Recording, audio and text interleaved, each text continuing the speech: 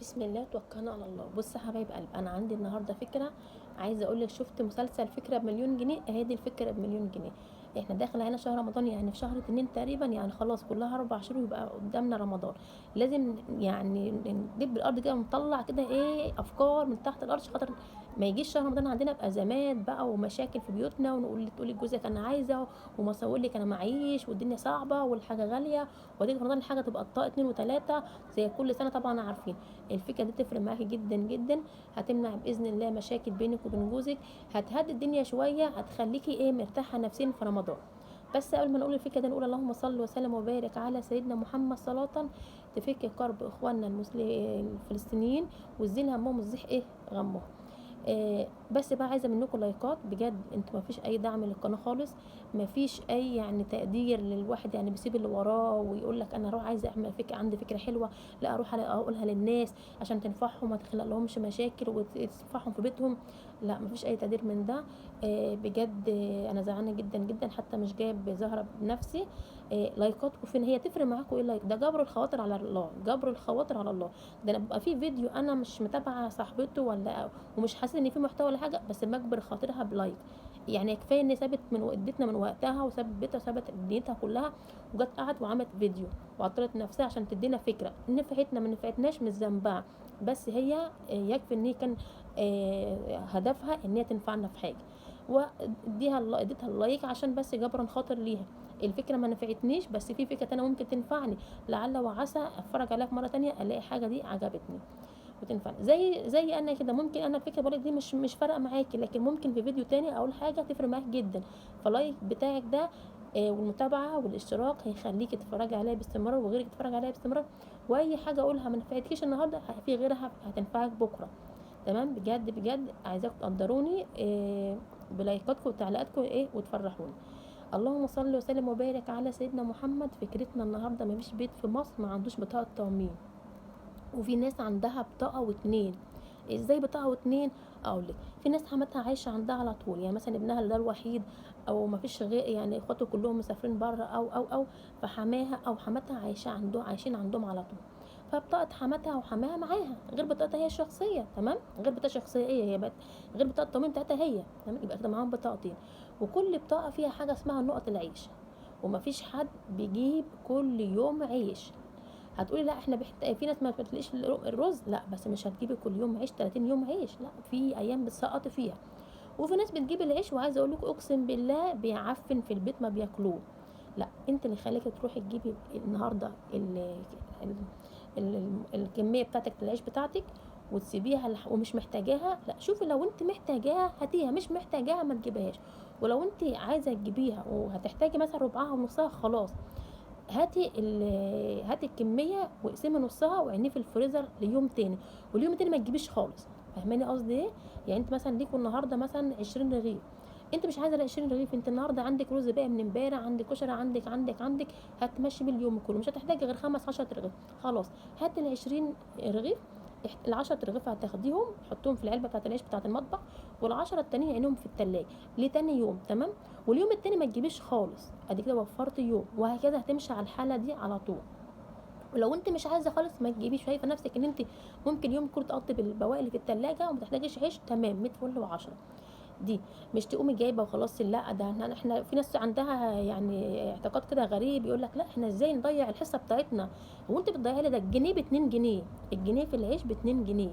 يعني انت كده مش يعني انت دلوقتي النهارده تروحي تجيب 5 جنيه عيش، ما جبتوش هيبقى هيتحسب لك 10 جنيه. دي نقطه متهيألي في ناس كتير عارفاها، يعني مش انا بس.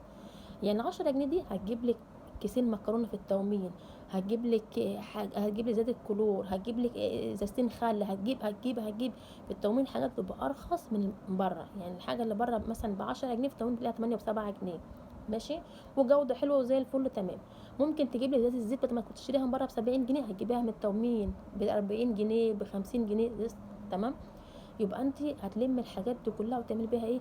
وتحطيها رمضان، اعتبرها مش موجود، اعتبر نفسك جبت العيش بتاع الشهر كله وصرفتيه واكلتيه وشربتيه، تمام، خلاص. هتقومي جايبه الحاجات دي كلها انت خدتيها من نقط العيش، حطها في علبه او كرتونه على جنب وركناها ولا كأنها موجوده، ما تعرفيش بيها اي حد في البيت، ولا تعرفي انت عملت ايه، تمام. خليها دي بينك وبين نفسك، مفاجاه كده، فرحيهم بقى كده، بصوا بصوا انا عملت ايه، واحكي لهم بقى الفكره، بس بعد ما تنفذيها لحد ما يجي رمضان. مش مثلا كل شهر تقول لهم انا هجيب النقط، بص النقط اهي ونحطها في تموين البيت، لا لا، خلي تموين البيت من مصروف البيت بتاع الشهر، لكن خلي تموين رمضان من النوع بتاعه العيش، انت كده ما دفعتيش حاجه من جيبك، تمام. وفي نفس الوقت يعني كلت ويعني ما العيش واستفدت بالعيش بتاعك عادي جدا، ما حرمتيش نفسك مثلا من يوم من العيش خاطر وجعت ونيمت العيال من غير اكل، لا لا، ما فيش حد بيعمل كده، لا، انا بقول لك هتجيبي العيش على قدك، بس ما تجيبيش العيش بزياده وتقومي رمياه وتنشفيه على السطح والكلام ده كله، سيبيكي. احنا دلوقتي هتجيبي حاجتك على قدك بالظبط، واليوم التاني مش هتجيبي خالص، او ممكن في ناس بتقعد باليومين ما تجيبش على فكره عيش، ده تنفع جدا. يعني شوفي بقى، لو انت بتجيب 5 جنيه عيش النهارده اللي هو الحصه بتاعتك ل 20 رغيف، هيبقى كده هتقعد 3 ايام 15 جنيه، 30 جنيه، 30 جنيه ده بص 3 ايام، ما بالك بقى الشهر كله على بعضه هبقى عامل ازاي؟ فانت ظبطي دماغك، انت اللي بتوفر مش احسن منك، اللي بتلاقيها شاطره بيتها مش احسن منك، هي عندها مخ وانت عندك مخ، هي عندها عيال وانت عندك عيال، هي عندها زوج وانت عندك زوج، هي عندها بيت عايزه تلم فيه وانت عندك بيت برضه لازم تلم فيه، مش اشطر منك ولا احسن منك، بس هي الفرق بينها وبينك ان هي شغاله دماغها، مش مركزه بس في ايه، في الافلام الهندي والمسلسلات التركي، والمسلسل بيجي الساعه 7 ومش عارفه ايه، وحاطه دي على خدها للموبايل فكري عشان ما فجأة ما تجيش عليكي رمضان تلاقي نفسك حايسة ودايسة تقولي يا رب اعمل ايه، لا، هو ربنا مش اداك المخ عشان تقولي يا رب اعمل ايه، هو ربنا بيقول لك استعيني بيها وكل حاجة، بس شغلي مخك ده، امال ربنا ميزنا عن باقي البشر ازاي؟ هو ميزنا عن باقي الحيوانات ما عندوش مخ، ادانا احنا انسان، خلانا احنا انسان وميزنا بمخ بعقل يعني، تمام، مخ وكرش تمام. فما ربنا ميزنا عن باقي المخلوقات ان احنا ادينا ايه، عقل، تمام. فما دام ادانا عقل يبقى احنا نستغل العقل دوت في ايه، في الحاجه الصح، نشغل ندرب في الفكره كده، نقول ايه، اعمل كذا اعمل كذا، حتى ربنا لما يلاقيكي انسانه ايجابيه وبتجري وبتسعي وعماله تفكري وعايزه تلمي بيتك وعايزه تلمي بيتك عمار وعايزه وعايزه وعايزه وعايزه، صدقيني بجد يا ربنا هيقف معاكي وهيساعدك ويفتح الابواب المقفوله في وشك، والله العظيم. اسعى يا عبد وانا اسعى معاك، الكلمه دي مش سهله على فكره، ربنا نفسه بيقول اسعى يا عبد وانا اسعى معاك، مش اقعد يا عبد، انا لو انت قعدت يا عبد انا مش انا برضه هقعد معاك مش هفكر معاك، لكن لو انت سعيت انا برضه هسعى معاك، ازاي؟ فكر، يعني حاول، يعني انت تخلي بيتك ده للاحسن والافضل، انا همشي معاك في الطريق ده، هتقعد في ايدك على خدك وتدور على حد يجي يساعدك، لا، انا عايز العبد بتاعي يبقى معين لنفسه، كل راعي مسؤول عن رعيته، ما بروحش اجيب مثلا اخويا يبقى راعي عندي ولا مسؤول عن بيتي، ولا مثلا اخويا عنده المسؤول بيته، ما اروحش اجيب اختي، لا، وكل واحد مسؤول عن نفسه ويشوف بيته ماشي ازاي. وعلى فكره الفكره دي جميله في حاجه كمان، ان انت هتخليكي اي قرش تحوشيه مش هتحتاج انك تصرفيه في حاجات في رمضان، يعني انت كده ممكن لميتي كميه كبيره قوي، شوف احنا فاضل 4 شهور، لو جبت مثلا في ال4 شهور دول التومين انت محتاجاه، ويمين بالله هتجيبي زيت، هتجيبي زيت وهتجيبي سكر وهتجيبي عصير وهتجيبي قرر وهتجيبي صابون وهتجيبي مكرونه وهتجيبي صلصه وهتجيبي حاجات، هتلاقي رمضان كله مقفول عندك، وهتعزمي وتهيسي والدنيا ايه تبقى زي الفل وتبقى انت فرحانه، تمام. ولو انت حوشت قرش بزياده هتلاقي نفسك انت، لا، القرش دوت هتحتاجي بقى في لبس العيد، هتحتاجي في حاجات في بيتك، ستاره جديده، فرشه جديده، حاجات جديده، بجد الفكره حلوه وجميله، بس عايزه اللي يفكر خدوها مني واعملوا منها الاحسن، خدوها مني واشتغلوا عليها، ويمكن تكون تطلع منكم احسن واحسن كمان. وفي ناس على فكره انا اعرفها ما بتستعملش العيش بتاع بتاع التومين ده خالص خالص، ما بتجيبوش خالص، بتاخدوا النقط بس، دي يا ما شاء الله يطلع لها خير.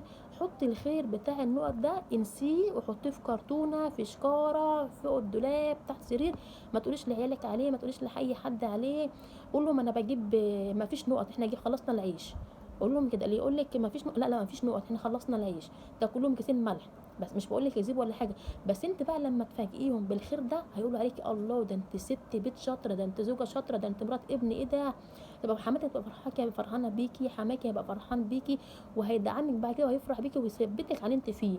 لكن هتلاقي نفسك انت كده خايبه ونايبه، صدقيني بجد مفيش حد بيعين الخايب والنايب، ولا حد اصلا بيحبه، وتبقي اصلا في نظرهم حاجه كده اي كلام كده مش عامل لك اي مقام، اكبري في نظرهم بتصرفاتك الايجابيه، اكبري في نظرهم بعقلك الناضج، بالوعي اللي عندك، بانك شايله هم بيتك وولادك وجوزك اللي شايل، مش اللي بيجيب القرش ومش عنده دلوقتي بيعمل بيه حاجه، شغال ليل ونهار ومش نافع.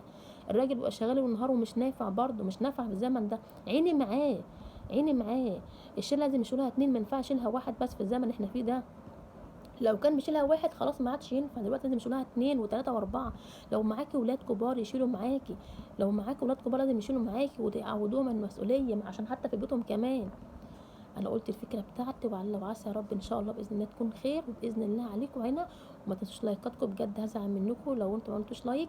اللايك ده على فكره مش بيجبر خاطر بس، لا، اللايك ده بيخلي الفيديو يكبر ويشوفوا ناس كتير، وبيبقى في ميزان حسناتكم انتوا، لان انتوا سبب ان انتوا كبرتوه وخليتوا فيه ناس كتير تشوف. شايفه جايه الفكره ازاي؟ يعني انتوا بيكوا انتوا اللي هتكبروا الفيديو، وبيكوا انتوا اللي هتخسفوا الفيديو، واي حاجه ايجابيه في الفيديو دوت انتوا مش هتوصلوها لحد، صدقوني ربنا هيزعل منكم قوي. اشوفكم على خير، والسلام عليكم ورحمه الله وبركاته.